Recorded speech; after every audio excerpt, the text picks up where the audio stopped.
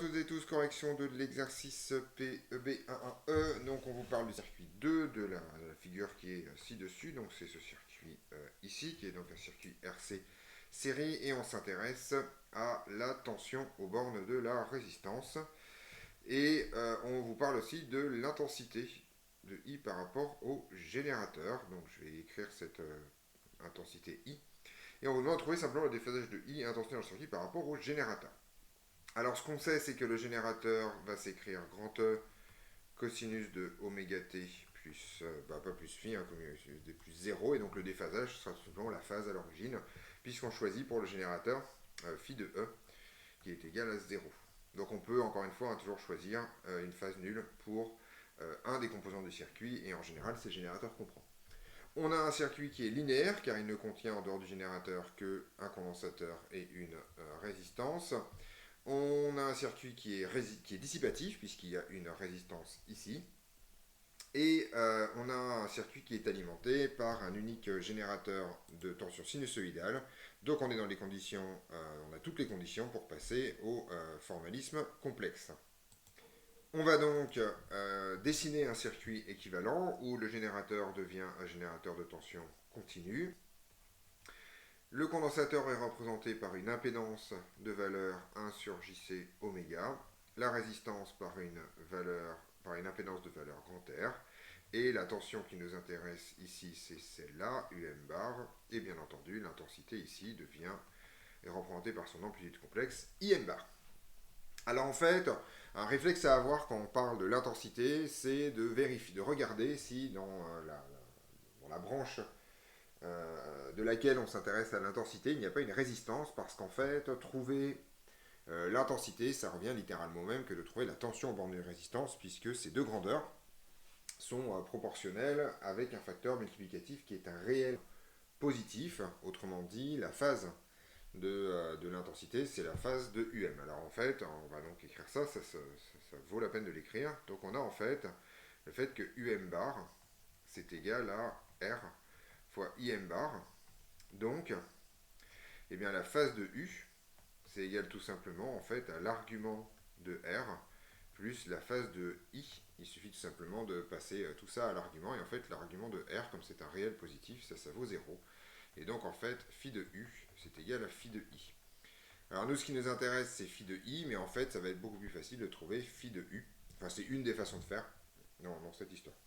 Alors, en fait, or, eh bien, on va reconnaître un pondiseur de tension dans ce circuit, et donc UM bar, c'est tout simplement R que multiplie grand E divisé par R plus 1 sur JC oméga, c'est-à-dire, alors en général on le met un peu autrement, c'est donc J R C oméga sur 1 plus JRC oméga, donc j'ai multiplié numérateur et dénominateur par JC oméga, et j'ai interverti les deux termes au dénominateur.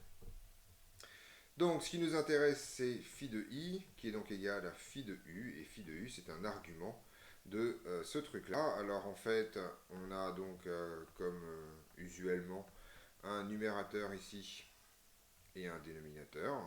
D'accord, voilà. Alors l'argument du numérateur, on se rend compte que le numérateur, en fait, c'est un imaginaire pur dont la partie imaginaire est positive. Donc son argument, c'est pi sur 2. Et mon numérateur, là c'est un peu plus compliqué, donc je vais l'écrire, argument de 1 plus JRC oméga. Et en fait, il s'avère que ce complexe-là est un complexe dont la partie réelle est positive, puisqu'elle vaut 1. Et donc ici, on a une formule dans ce cas-là qui vous dit que là, un argument, c'est l'arctangence de la partie imaginaire sur la partie réelle. Donc je vais tout simplement avoir pi sur 2 moins arctangente de RC oméga, tout simplement. Et comme on vous demande de faire des applications numériques pour la fréquence, je vais tout simplement écrire que ça c'est pi sur 2 moins l'arctangente de pi r c fois f, puisque oméga c'est égal à 2 pi f. Ensuite, il suffit de faire l'application numérique. Donc, on a 3 applications numériques. Donc, ça vaut vraiment le coup de programmer de programmer une fonction pour faire ce calcul. Ceci étant fait, on peut calculer assez facilement les résultats. Alors, un petit mot de prudence avec la calculatrice. Le résultat qui est donné par la fonction arctangente sur votre calculatrice, qui est symbolisée par tangente -1 de façon assez impropre, va dépendre du paramétrage de votre calculatrice. Autrement dit, si votre calculatrice est en degrés, elle va donner un résultat en degrés. Et donc ici, il va falloir changer pi sur 2 en 90 degrés.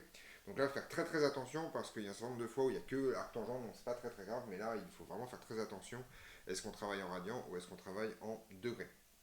J'ai pas de conseil général à donner, moi je préfère donner les résultats des phases en degrés, simplement parce que c'est plus intelligible, je trouve. Et donc il faut beaucoup se méfier de ça quand on écrit pi sur 2, c'est-à-dire qu'on travaille en radian. Si vous décidez de travailler en degrés, il faut remplacer pi sur 2 par 90 degrés. C'est ce que j'ai fait dans mon application numérique, et donc j'ai trouvé que phi i, alors c'est pareil, je vais mettre en dessous, hein. Donc c'était pour 100, 1000 et 10 000. Je suis désolé pour cette présentation un peu moche, voilà. Ça c'est en fonction de la fréquence en Hertz. Théoriquement ça sera au-dessus, mais bon, c'est pas très très grave. On est entre nous, on se comprend. Voilà, j'ai fait un petit tableau.